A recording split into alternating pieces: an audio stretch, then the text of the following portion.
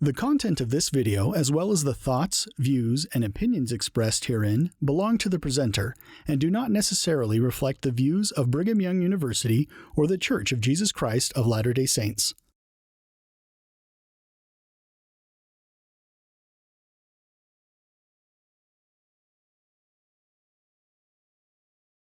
I think it's awfully warm in here, so might need the Doctrine and Covenants there. What else do we need? We don't need our keys, but we do need a handkerchief, so we'll take the coat off. Now, look, civilization. Now, this story about Alma and his conversion, his confrontation with the angel, is immensely important. I mean, it is important as anything in the Book of Mormon, and it's directly applicable to us. It belongs to us. These things that concern us closely. Hey, the button came off this morning. Oh, what all goes on? American made. These concern us very closely, these things do. And we're told in the 4th verse of the next chapter, in fact. You know, we're not told it there. What we're talking, yes, 14th verse of the next chapter, I think, yes. That these things are very important to find out. I see it not there, but I thought it was there.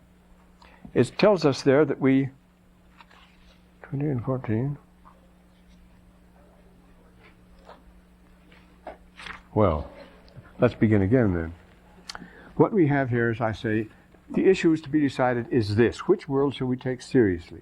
Now, what kind of name will we give the real world? Because this is not the real world. I mean, all you have to do is look at anything you want, stock market reports, or the Cone of Time, or the newest book of by Gleica on chaos. Chaos has become a very scientific study now. Beyond all rules, beyond all regulation you can think of, beyond every rule of science, there is an element of chaos that must be accounted for. And it's very serious. It's very important.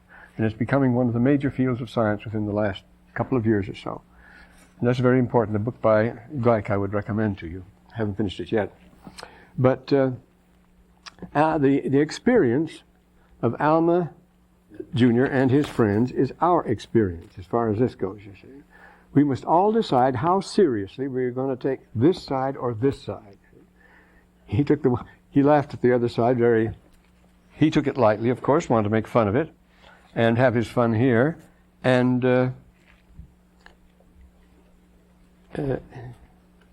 how much does this count for? Well, let's get started on it. You see what happens to Alma. He's at the top of his form, and he's at the top of the wave. He's the darling of the city. Everybody's following around, and he has his gang, the three most important, the sons of the king, and his own. He's the son of the high priest, and they're going around, and they really are raising hell, having an awful time. And I say he's at the top of his flight, and all of a sudden, whether it's in a narrow street or outside, I don't know, but suddenly he's stopped cold.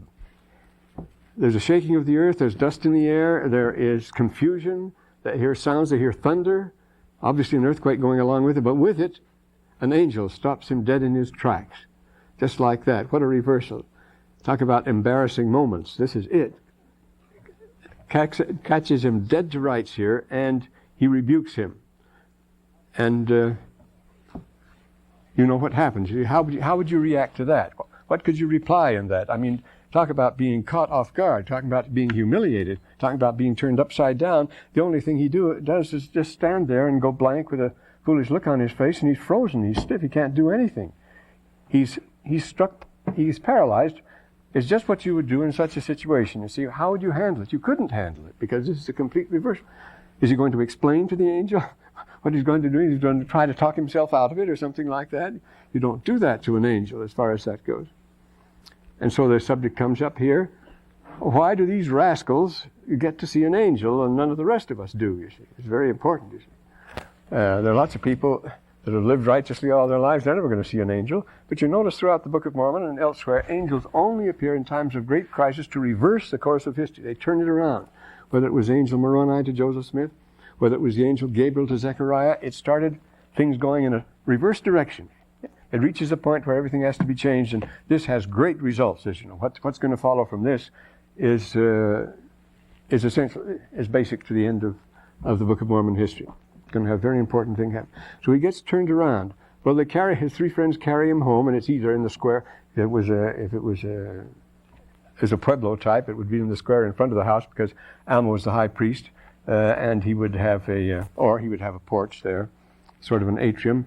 And they bring him in the house, and a multitude gathers around, and everybody's talking at once, and Alma Jr., a majestic figure, comes out and says, "What's going on here?" They all start explaining to him. He was carried helpless until he was laid before his father. They rehearsed unto his father all that had happened. I imagine it was breathless, and there was everybody talking at once, the way these things happen. But Alma, who had had plenty of guidance and revelations himself, knew exactly what had happened. He said, "Oh, happy day!" The reaction they didn't express. Bring all the people around. Put on the fire, my maidens fair. Fetch water from the well. For my 3 sons are home this night. I'm bring water from the well. For my 3. All of us shall feast this night, for my 3 sons are well. That's an ancient Scotch ballad, you see. When the sons finally come home, we're going to celebrate. It's the prodigal son, except these had come from the other world. They were spirits. It's another story. We'll go into that. The wife of Usher's well. And he was, I see he's done, and he's out, and then he sends messengers to bring the priests, he's the high priest. Gather the brethren of the quorum, and we'll pray for Alma. He knows what the situation is. They pray for 2 days, and then Alma finally bestirs himself and comes out of it. Now, the question is this, why are we expected to invest in an unseen proposition? What evidence do you have for the other world at all? What any reason why you just shouldn't celebrate here and make this the whole show? See, this is what as far as Alma was concerned, I have an older brother the same way. Now he's coming around, but he was that way all his life. He was really a wild one, and he just poo-pooed everything. He didn't exactly always disbelieve it all the way, but he made a big show. He reinforced himself in his position, you see, by making fun of things. You have to do that. You can't just take it indifferently. So, this happens here. Why should the average person believe in the other world? What experience does he have of it? Well, for one thing, he has a vacuum that disturbs him from time to time, no matter who he is, and then there's a tradition that moves into the vacuum. There's been connected stories going along all the time that it is there, but that's just tradition and the vacuum and so forth. Now, here, we'll see what explains this here. And they unite their faith and prayers and bring him around, and then he comes back and he said, "I have repented of my sins and have been redeemed to the Lord. Behold, I am born of the Spirit." This sounds like born again. Is he going to get out of it so easy, all those years of sneering and this sort of thing? Now all he has to do is have one experience, says, "I'm born again, behold, and everything is all right." Don't worry, he's not getting out of it easy at all. This was the passage 28:4 I was thinking of before, or just a hint ahead here. The Lord did the Spirit of the Lord there, the very vilest of sinners. Now this was after their conversion, you see. The Lord saw fit infinite mercy to spare them. Nevertheless, they suffered much anguish of soul because of their iniquities. They suffered the rest of their lives because of what they had done. And they put themselves to every extreme of effort and strain to preach the gospel. All kinds of stuff. They were willing to undergo anything to wipe that out when they asked to go on the mission and so forth. And so, here he said, "The Lord said unto me, marvel not that all mankind must be born again." Notice, nothing less than being born all over again. We are so completely out of it, you see, when we are here. We cannot make the change without leaving the scene. You have to be born again. See, there's the one world or the other.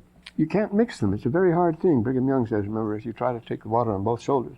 The Latter-day Saint who tries to live in both worlds is torn apart. There's no such agony, no worse experience than that. And it happens to them here. And so, this explains here. Born again, changed from their carnal and fallen state to a state of righteousness. A complete change, being redeemed of God, becoming His sons and daughters. They become new creatures. It's an entirely different thing. And this explains. If there's another world open to us, why don't we know about it? And this explains why we don't know about it. We're miles removed from any kind of interface here. The people living in one or the other, to the people living in one, the other doesn't exist. It's very much like they're not going to draw time cones here. I like the time cone, though. It's true. Nothing can exist outside of that cone of the cone of time. We'll draw that another time, I suppose.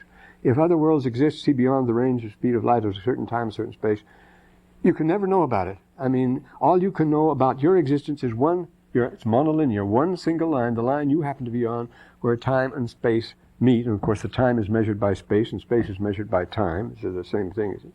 But there's just one thing, and everything outside of that just isn't there. It's either past or future, and you'll never know it's there. And of course, there are absolute limits set to what you know by the speed of light. That's the constant, you see. It can go so far, and from that you structure your whole universe and all your experience, and it turns out to be a very narrow cone of experience. And the point is that everything outside of that, you'll never know and can know nothing about as long as you're in this life. As long as you exist. Everything could exist there, and you'd never know about it. So don't go making judgments that this is all there is as far as that goes. Now, and you have to cut loose from the one or the other. Notice he says here, being in the other world, he had nothing to do with that one. What we call it, God's world or something like that, or the real world. We call this the real world, which it isn't. I say unto you, unless this be the case, they must be cast off. And this I know because I was like to be cast off. That means cut loose, forgotten. And there's no easy going for apostates. It's a very interesting thing. It's never been. You see, they have to be in the one or the other. It bugs them. It eats them all the time. I've never known one of them that could be at ease with it. I've known some that were genial apostates, but they all came back. It's a very interesting thing. Those that don't must fight the church and must be active about it. See, it won't let them rest. It won't leave them alone. It's not so with others. I mean, whether you change from Baptist to Methodist doesn't make much difference.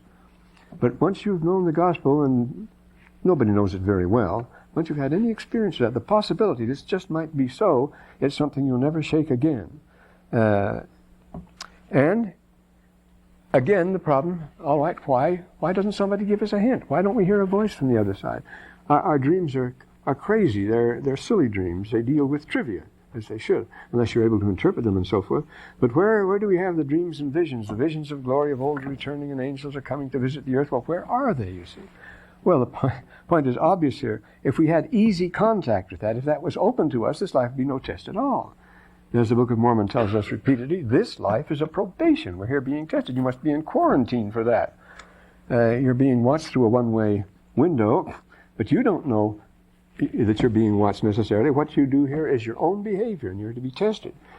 It's when the heavenly beings depart, in the Adam literature, when the three visitors depart and say, we'll leave you alone now for a while, then Satan strikes. Then he says, now is the great day of my power. And he tells Adam to never be back again. Just some fakes will come back. Don't worry about that. Now you're not being watched. Now you can do what you want and so forth. So if we were constantly being reminded, if we had visits by angels, and Brigham Young said, pray that you'll never see an angel. Because he's talking historically. Almost everybody who saw an angel left the church. They came back, but they had these terrible problems. It gave them inflated egos and so forth. They thought they were somebody special, and they were, but they couldn't take it. You see, it would be very dangerous if you were exposed to the other world to any degree of direction. Only people that are very humble can do that, and I mean that, not us. We can't do that. We're not that humble. But I mean some people of the tribe, some old Hopi or something like that.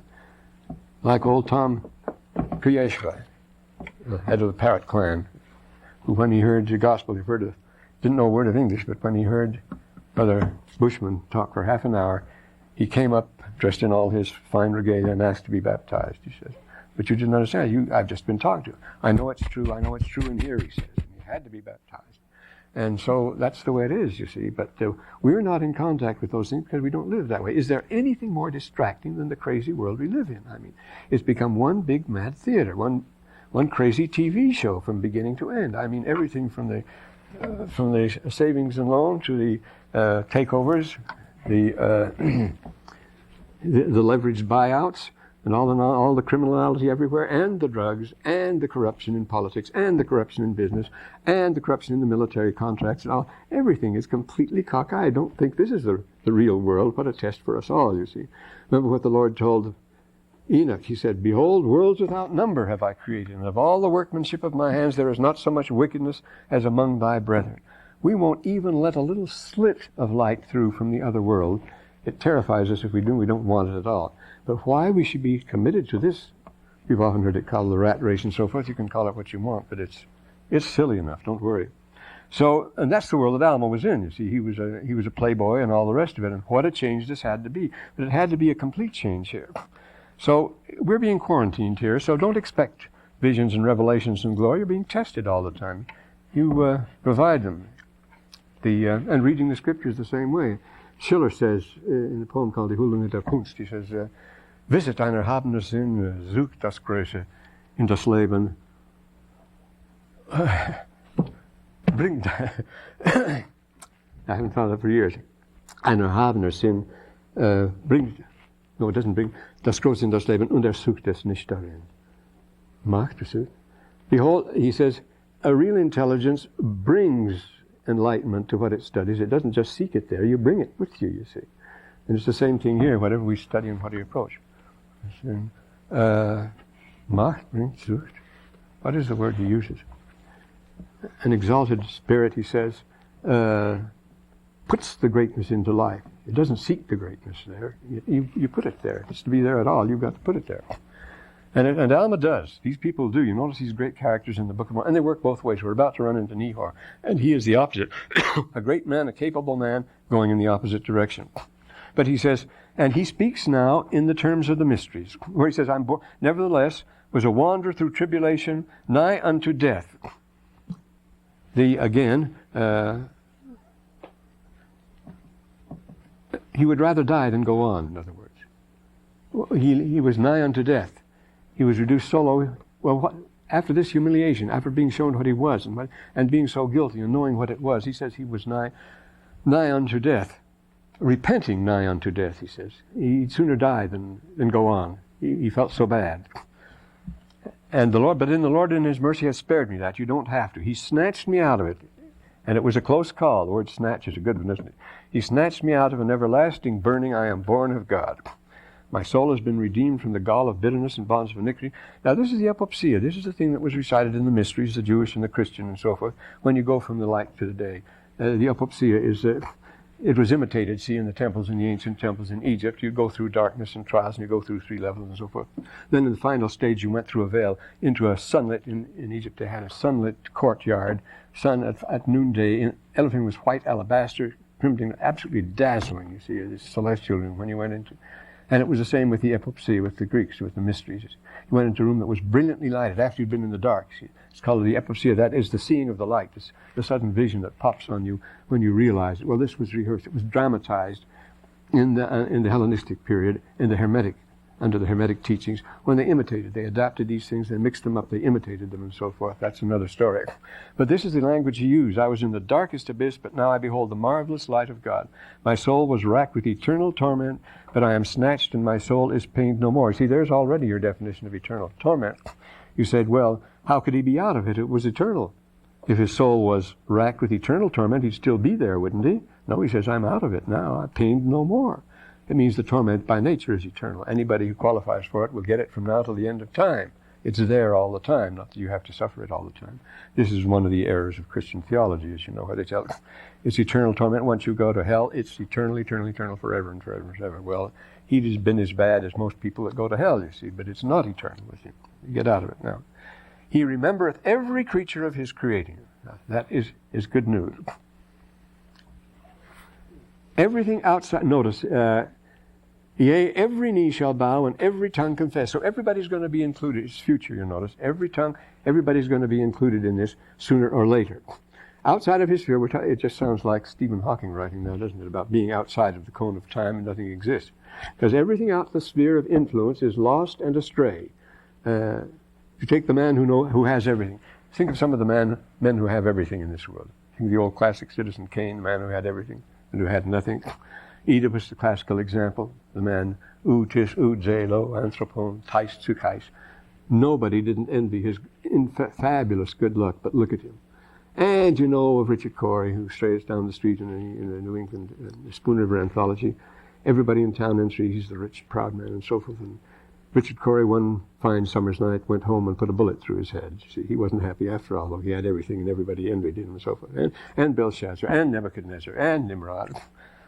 And so we have the person who, in the scripture, the Lord gives the idea of the man who who had increased his farm goods, his good. He expanded his land, had a great estate, and assured himself against the future. And he says, "My soul, take your ease. Your future is guaranteed. You have all sorts of investments and time bonds, things like that." And then the voice came to him and said, "Thou fool, this night shall thy soul be required of thee." I think of Hisham, the mightiest palace an Arab ever built, just outside of Jericho down there. It belonged to the Dajani family and the Dajani brothers, and they took us down there. It's closed, you never can see it. I don't know whether they've made a tourist exhibit of it now or not.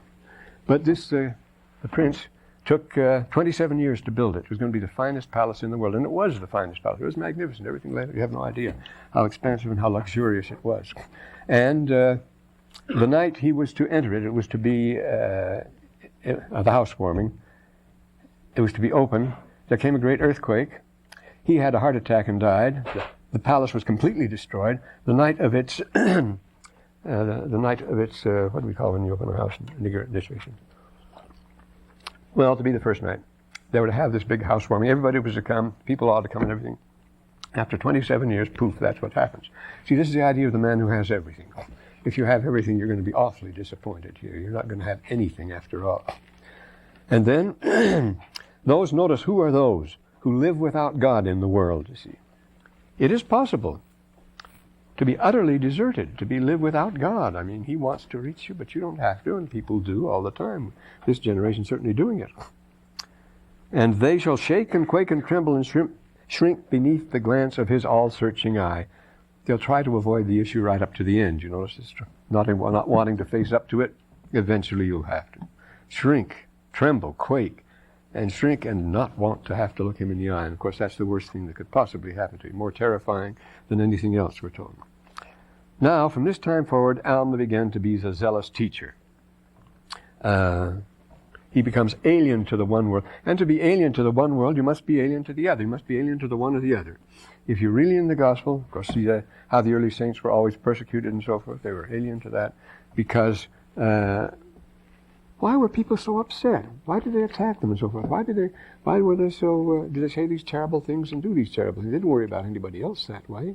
But from the very first, it bothered them terribly. Something was wrong there. Well, and so he goes traveling around in the country, just as his father had done, you see, and preaching everywhere he goes. He's going to try to make amends here. He traveled around about the country, preaching the word of God in much tribulation, being greatly persecuted. Now this is it. Here he's the smart boy. You'd think they'd at least receive him for what he was and respect his, whether it was his background, what he'd done, the old friend. But no, they're mad at him now. He's betrayed them. And they're in a tiny minority now. By now, everybody's believing. See, so he was just going with the majority. Remember, the scripture says, "Thou shalt not follow a multitude to do evil," and that's what he was doing. No wonder he was popular. Everybody cheering you. He was telling them what they wanted to hear. If you tell people what they want to hear, then you'll be their friend, and you'll win the election. And so it is here. But now he's extremely unpopular. They don't want him anywhere. They start kicking him around here, confirming their faith, exhorting them with much long suffering, much travail to keep the commandments of God. And he didn't fight back, you notice. Of course he wouldn't. And 4 of them were the sons of Mosiah with him. And their names were, notice, now we come to the great Ammon, one of the great characters of the Book of Mormon. The oldest son of Mosiah was Ammon, who would have been the king, who would have been the priest, you see. And they traveled throughout all the land of Zarahemla. That's where they were. The 4 sons of Mosiah, the king, with Ammon, Aaron, Omner, and Himni. And, here's later there. And what they were doing, striving to repair the damage they'd done, striving to repair the injuries which they had done. This is another thing. When people are born again, they feel no guilt or anything about their past. When Charles Colson became an evangelist overnight, as being a real criminal, planting murders and everything else, he was asked over TV, I heard this, personal witness, he says, aren't you going to make it up to some of the people you have damaged? Aren't you going to apologize? No, at all. I'm born again. I'm pure. He says he had no guilt, no feelings of guilt, whatever. Not these people, you see. You have to make it up. You go not hence until you pay the uttermost farthing. You've got to pay every penny before you're going to get out of it. Thus they were instruments in the hands of God. After all, it was good. God turned this evil into good, and this is a thing that often happens. He turns what would be calamity into all the more glorious victory, and this is what happens. They were instrument in that because look at the experience, look at the background they'd had, and so forth. We know of cases in the church like that of really wicked people who have been converted and done great good. There were some very notable ones, and the other way around. For they did publish peace, they did publish good tidings of good, and they did declare unto the people that the Lord reigneth. Everything was all right. To worry is sin and folly. And hanging back from it is, hanging back from the action is. I mean, it's good news. It's the gospel they're preaching now. Talk about happy endings there. They publish peace. After all this hectic story, they publish peace, they publish good tidings, and the Lord is reigning after all. And now, you see, they're helping people here doing what they can, but their thoughts go further. How about the Lamanites? Can't we help them out too? Remember Jacob? He prayed for his own people fervently. And Enos, remember in the woods, Enos prayed for his own people. And then he prayed for the Lamanite brethren too. He says they might as well be included. And so, of course, we find them all mixed up here. And so they get that idea. Now they desired of the king that they might go to the land of Nephi, that they might preach the things to their brethren, the Lamanites. And their father was very cautious. The policy, see, they had been stung. There was the one thing that kept the peace was a very wide buffer zone between them. They had to travel through quite a wilderness to get to the Lamanites. Remember, it's a big country. So they weren't in constant conflict, and as they were when they were boarding, as in Central America. It was Central America where they had the line of division between them, and they had the borders, and they had to fortify them and all that trouble. They had trouble then. But here, they're having no trouble with them, and Alma Sr. doesn't want any trouble. He's very cautious. He doesn't want to let them go at first. And the policy is, he tells it, well, here, I think here's his policy here. Yes, they did plead with their father many days that they might go up to the land, and he finally said unto Mosiah, the Lord finally said unto Mosiah, let them go up. This isn't Alma, he's the high priest, but it's Mosiah, his sons. The Lord finally said, let them go. So they were following a very cautious policy. They didn't want to mingle too closely with the Lamanites. But they're so filled with this, let's go and see if we can't do this to the Lamanites. If it happened to us, it can happen to them. Yes? Before you go on to the next chapter, could you go back to verse 28 and explain Alma's use of the word everlasting burning?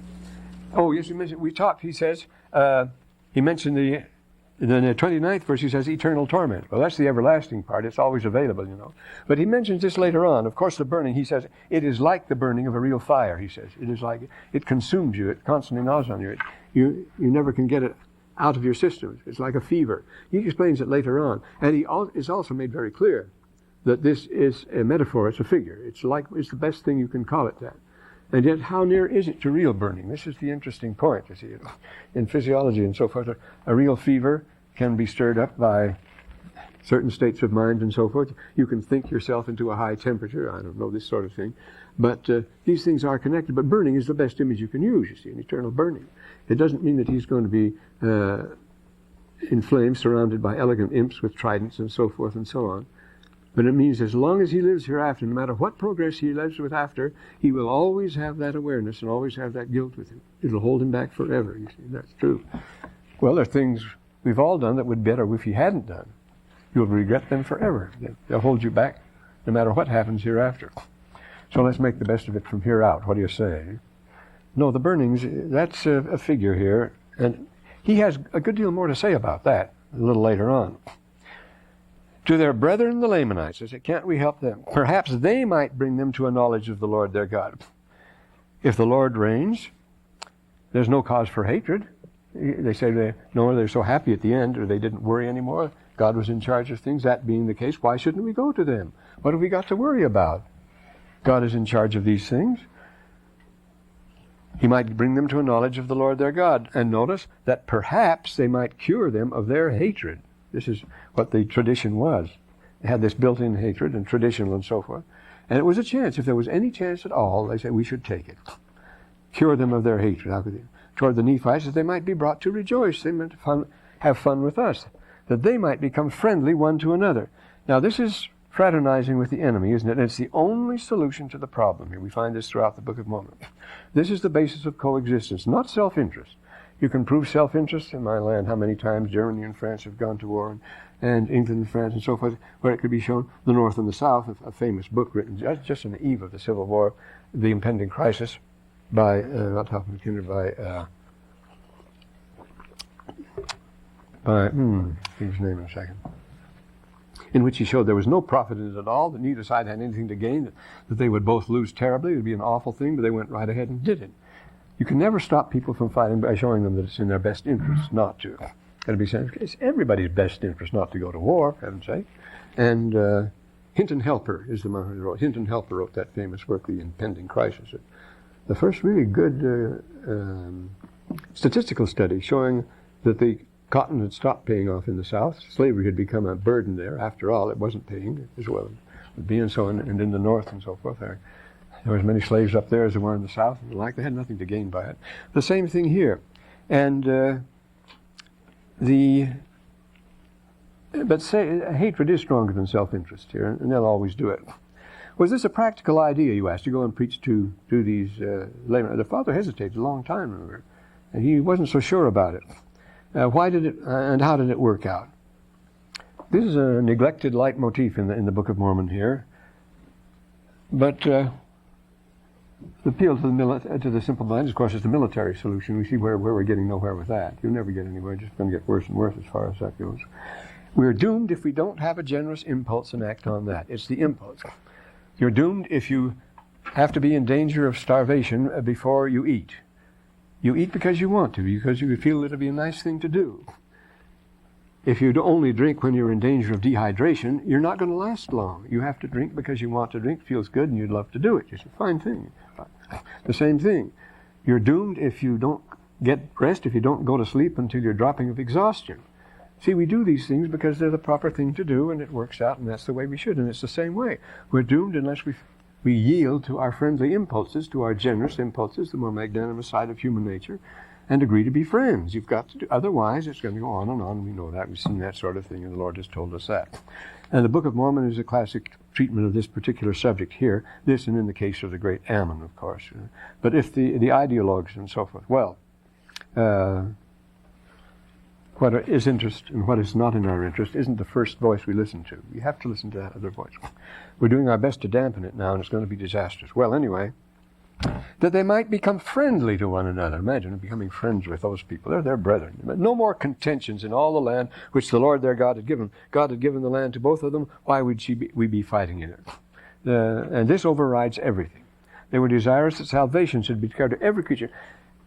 Like Enos, remember? Enos was completely worked up about that. When he got assurance of his salvation, then he couldn't let go. He prayed all the time, both for his own people and the Lamanites. And Alma is determined here, and the sons of Mosiah, he's determined that nobody else, well, especially Alma, as he tells us later, was determined that no one would ever have to go through what he went.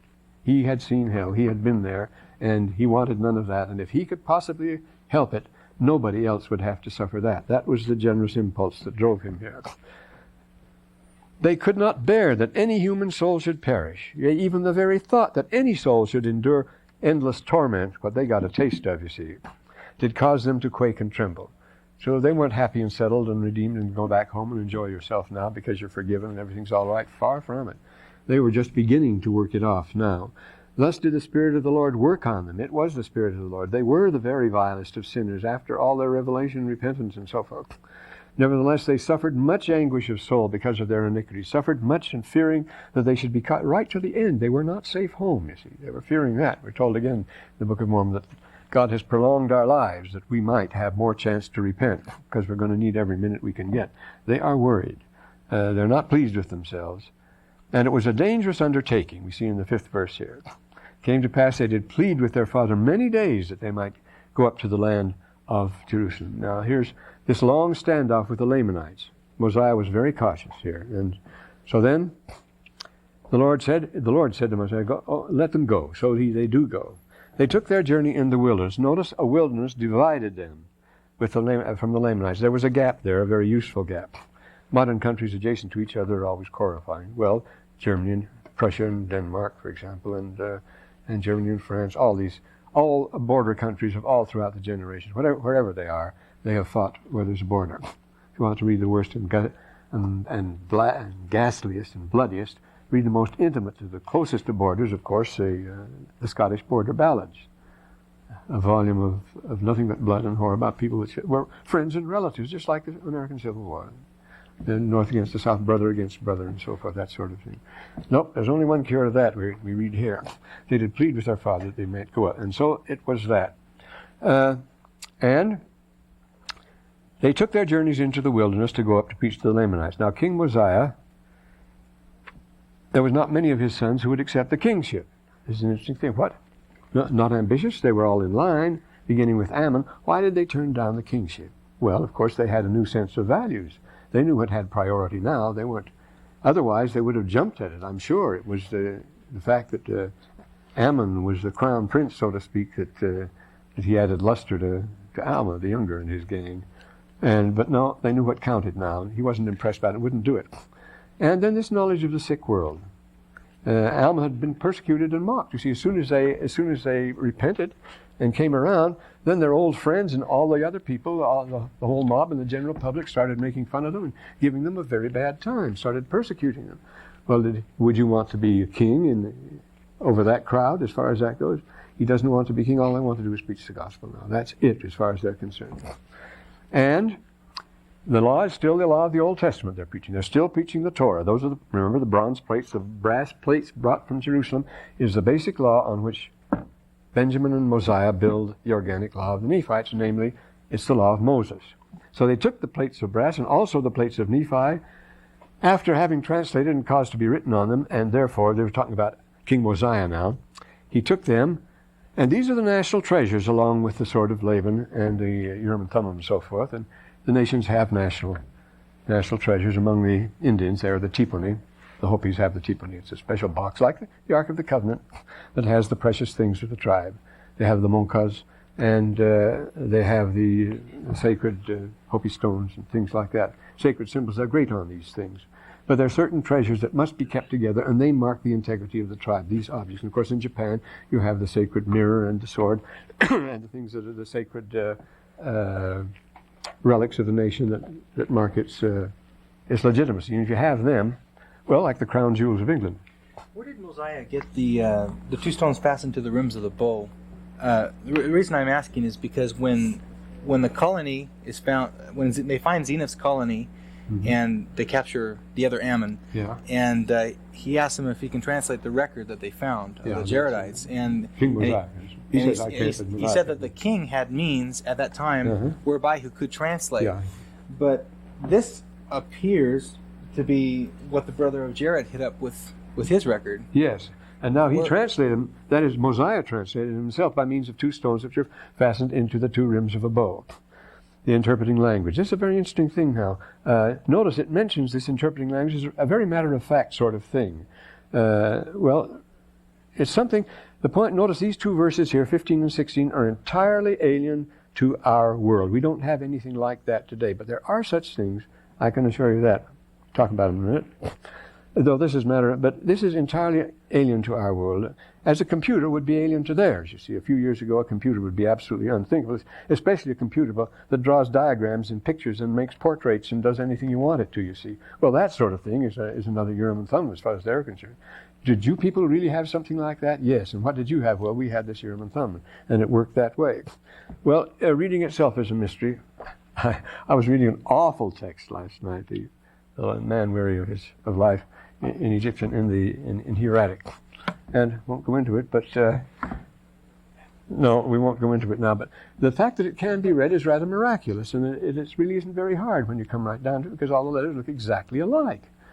I mean, the M and the R and the L and the W, they're all exactly alike. That's all there is. And they put a list of these, and yet you know what they mean, because you know what they should mean in this particular context. You have to have somebody tell you. You have to have a title tell you what the subject is, and then you can go, all right, but it's quite a strange. It's like the flying of a bee. There's no reason why a bee should fly. It can be shown that aerodynamically it can't fly. But these things happen. Now this new book is a very good one. This book by Gleich on chaos. There are things that happen beyond all control of science and everything else, and yet they do happen. See? And this has become a very serious subject for science, I say today, this one. And So you have such a thing as speed reading, for example. Whoever thought a person could read a whole page in a minute? And yet people have been known to do it. Well, what kind of operation of the mind is that? What's going on? See, you have to cooperate to use the Urim and Thummim. It takes far more intelligence to use the Urim and Thummim, the way Joseph Smith did, more concentration, I suppose more intelligent, than it does to use a grammar and a dictionary and wade your way through something like that and guess at things like that. And you notice as Joseph got more and more used to it, he didn't need either the seer stone or the Urim and Thummim. As Emma Smith says, he would just lay it aside. I can do it now. And you do the same thing if you're reading anything, like Coptic Greek or anything like that. After a while, you don't need the dictionary at all. After a while, you don't need the grammar at all. And you just sail on without them. Well, why is that? At the earlier time, you had to have somebody tell you what every word, not anymore. But how is it you do it? Well, it's like trying to figure out how he walks and so forth, how ice skaters work and things like, all sorts of things that operate that shouldn't do, that operate in a rather miraculous way. And the seer stone is one of these. These work, the crystals, of course, do concentrate, have that strange quality of concentrating light, but they concentrate the attention at least. And so there are various techniques. And now, here, why they go, there was something I was going, well, here we go anyway. So it's a strange thing. It could have the bow or it could not have the bow. As I say, the oldest title of Pharaoh in Egypt is that of the Ma'ah, the greatest of seers. And it is simply written with two stones side by side. So it's possible that Mosiah had a seer stone or something even before they found those. Yeah, it doesn't see. Okay. You notice in the case of Joseph Smith in the Book of Mormon, if we didn't have the Book of Mormon, we'd say that he was faking the whole thing. But he had the Book of Mormon, he wasn't faking anything. Sometimes it was the seer stone. Sometimes it was the Urim and Thummim. And sometimes it was neither. Sometimes it was inspiration. The seventh chapter, the seventh section of the Doctrine and Covenants is a translation of a particular document. It's a parchment written by John and hidden up by him. Now we know since the Dead Sea Scrolls that in John's day everybody was writing on parchments and everybody was hiding them up in the desert. And this is exactly what happened. It's probably one of the Dead Sea Scrolls. But we don't have the scroll. Joseph Smith translated it. He didn't have the scroll, but he says it was translated from the scroll. And sometimes the words would appear, the letters would appear. Emma Smith said Joseph never read a proper name. He always spelled it out. You could see it spelled out for him. Because if he had to read it, being what he was, and Oliver Cowdery, being the clerk he was, if the one had given phonetically what he read, and the other had heard written down phonetically what he said to him, you wouldn't recognize a single name in the Book of Mormon. They had to be spelled out, so they can be reliably used as evidence, philological evidence, and so forth. No, this is a disciplina arcana, you see. This is hermetic. See? Notice, whoever has these is called a seer after the manner of old times. That's what I mean. It belongs to another culture and to another world. I've been doing a lot of stuff in this hermetic writing now, and it's been emerging recently, that they were doing things and saying things and had knowledge we don't have. We've sort of joked about it in the past, but they really did, and they were able to do, well, of course, the classic example is the pyramids, as Santayana, the scientist at MIT, says.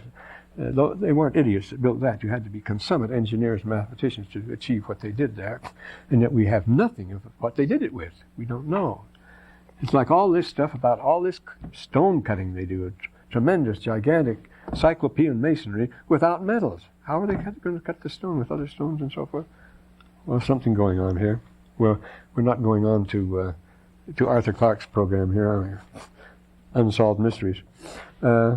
But whoever is called a seer, as Ma'ah. The Ma'ah means a seer, and it's written with an I, you see, and then it's written with the two stones under it. And so then it gave an account. Now this is an interesting thing. What did it give? It gave an account of the people who were destroyed, from the time they were destroyed back to the building of the great tower, which was destroyed. Well, can't we have anything less negative than that? Why must it always be the grim message? Why is that necessary? Well, Mormon and Moroni, who give us the book, they are physicians. They're healing. They're meant to heal. The Book of Mormon is a prescription for people that are very sick. It's for us, you see. So it's going to talk about the diseases that we have. Building of the great tower, and even until the creation of Adam. Now this account did cause the people of Mosiah to mourn. They didn't like it. They mourned exceedingly when they read it. It was very sad. Again, why would that be? Where's our crisscross here? Such a shockingly sad story. In other words, it's our story.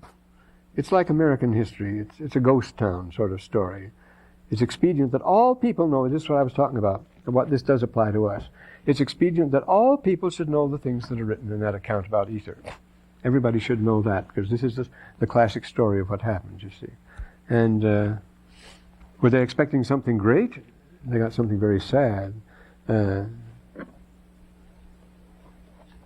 Well, now, these are solemn admonitions is what they receive. And yet, what happens next? Nevertheless, he gave them much knowledge in which they did rejoice. They rejoiced in the knowledge, in the ultimate assurance that there is someone who knows and someone who cares.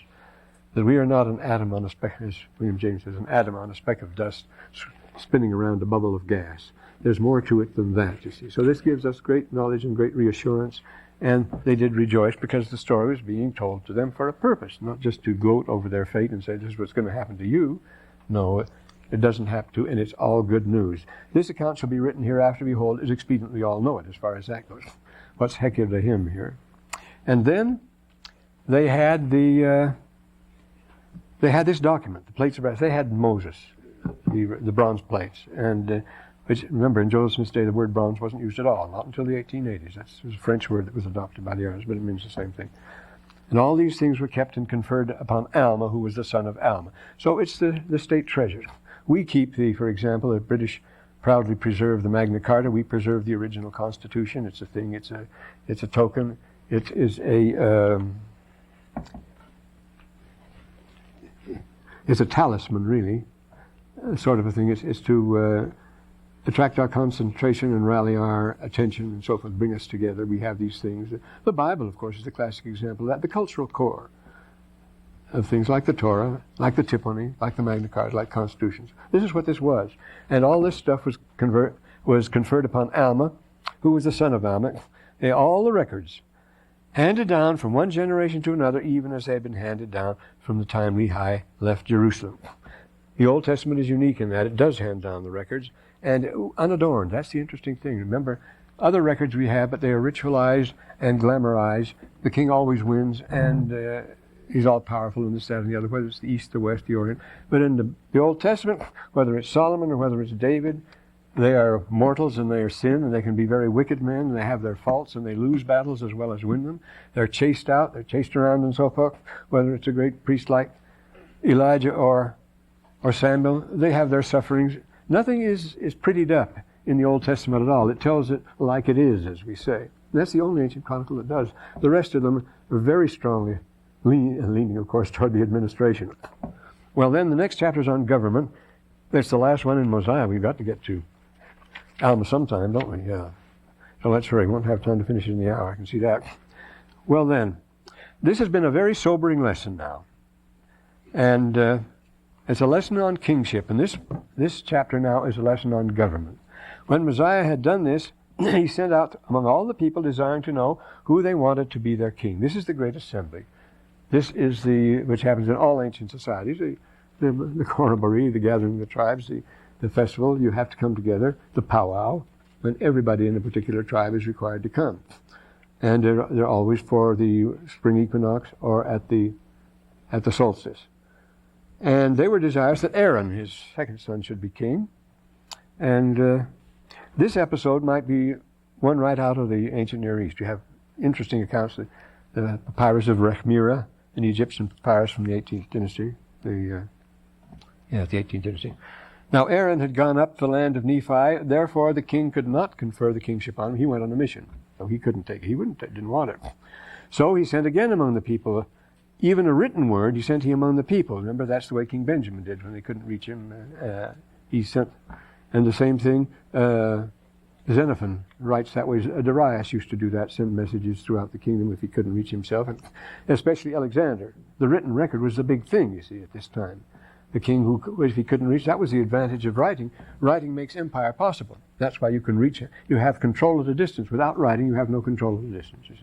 You have nothing you can do. You have to be there personally. You have to send somebody, report back and forth. But with a written order, and you keep a copy of it. It's only writing that makes empire possible. So that's why the Babylonians, Egyptians, they use it for that purpose. The king sent again among the people a written word. And this is the way it goes. O ye my people, or my brethren, for I esteem you as such and so forth. If there should be another appointed in his stead, I fear there would rise contentions among you. He doesn't want them to have a king. And so, this is what would happen, he says. Who knoweth but what my son, to whom the kingdom doth belong, should turn angry and draw away part of the people after him, would cause wars and contentions among you, which would cause the shedding of much blood. What's the classic tragedy on that? The 7 against Thebes. Remember the 2 brothers? Eteocles and Polynices? Each one was to, they were twins, each one was to have the kingdom for a certain length of time, but when Eteocles' time came to give it up, he wouldn't give it up. So what they had to do, a duel, killed each other, the 7 against Thebes, and they killed each other. So this is what happens, the very thing happens. There are many examples of when the time comes up, the temporary king or the exchange kings refuse to get rid. The ancient world always had 2, like the Spartans, and you have 2 sacral kings. And the same way here, I had a long footnote in a classical journal many years ago on this particular subject. The instances in which kings in ancient times, having fulfilled their office during a season for which they'd been appointed, namely usually it was the festival king, the lord of misrule, whatever you want to call him, the pharmacus, they would put up a king, and then when the time came up, he refused to give up the throne. This is what happened to the first of the Neo-Babylonian Empire. He refused to give it up. He was the son of a gardener. They elected him king for the period of the festival, and when it was over, he had collected gifts from the people as king. He used that money and gave them promises and the like, and he became king and founded a dynasty. Well, this sort of thing happens, and this is what would happen. He knows a thing or two about that. I see the time is up now, so now let's be wise. The oldest tragedy we know, the supplements, the Hikatedes, of Aeschylus, the king begins this very same situation. He calls all the people together, and his opening lines are, Pedes, Chronain Frey. Children, let us be wise. Let us think about these things. Let us decide what we are to do. That's the problem. We must confront. He says the same thing. He addresses about Pedes, remember, the edict starts out, ends, O patras Thebes enoikoi, O citizens of paternal Thebes, citizens born of Thebes, my children, let us consider you. Fellow citizens, let us consider you. This is a common situation, and it's very clear here when they're going to launch a new government, and this is the way Mosiah goes about it in the classical manner. As if Joseph Smith had looked into these things very carefully. Well, again, we will resume operations at a later date, we hope.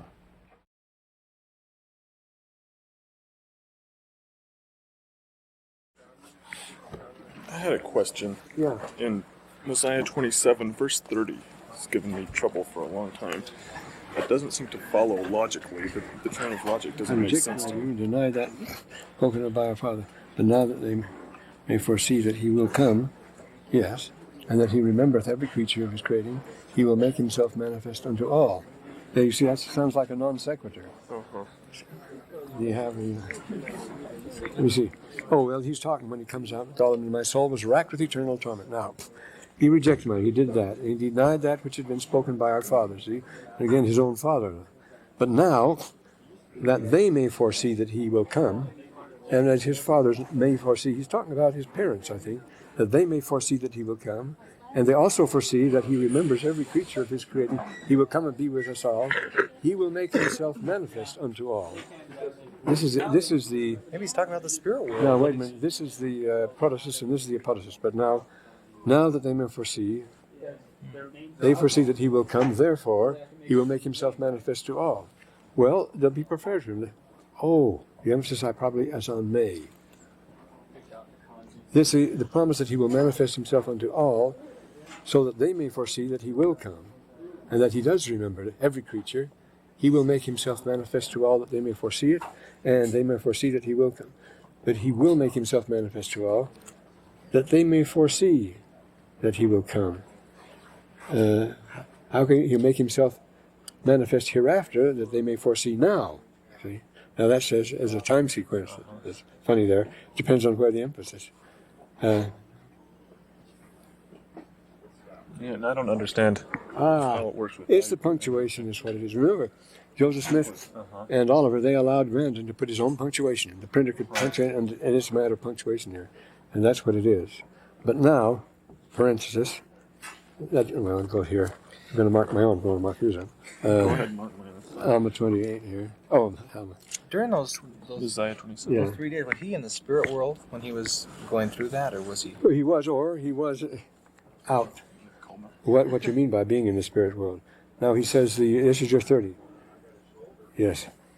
But now, parenthesis, that they may foresee that he will come, and that he remembereth every creature. He's creating. I'm telling you this, that they may foresee it. I'm telling you, now see, I'm prophesying, he will make himself manifest. I'm telling you this, that you may foresee that he will come, and that he remembers every creature. I'm telling you this, that you may foresee that he will come. See? It says, I'm telling you now, this is what I tell you, he will manifest himself unto all. And now, this is in parentheses, I think, that ye may foresee that he will come, and that he remembereth every creature. You can foresee that now because he will make manifest himself unto all. I'm telling you that you may know that. Okay. But tense, time is the big problem. Yeah. Remember, some languages don't have tense. There is no tense in Greek, for example. No tense in Russian. No tense. No past, present, and future. Historic tense, when you mention a thing is happening. As you speak of it, it happens. You see. So that's what you call historic tense. Herodotus writes his whole history in the present tense, but it's all in the past. These new ideas, about time. These new ideas don't hear so much about, no, I say this cone of time, like this. See? You know only what happens along here. Nothing here exists for you. Nothing here exists for you, just for here. And all has to do with speed of light. But the time problem is really something here. I say there's no such thing in historical tense. You see, the only tenses are a thing is going on or a thing is not going on. It happens just once or it happens continually. Of course, everything happens just once. And then stretching it out continually is holding your breath in both directions as far as that goes. You have an imperfective and you have a perfective, and those are the only tenses. You see. You put a future, well, how long is it happening in the future? So you have a future perfect, all the other futures. But nothing is really happening except what's happening now. Now, this is the thing that the physicists are all yelling about now, and this is the thing these people fully realize, that what happens is only what happens now, what we're talking about now. And the rest, if you mention it, you bring it to life. You make it happen, as far as that goes. Yeah, that's something. Well.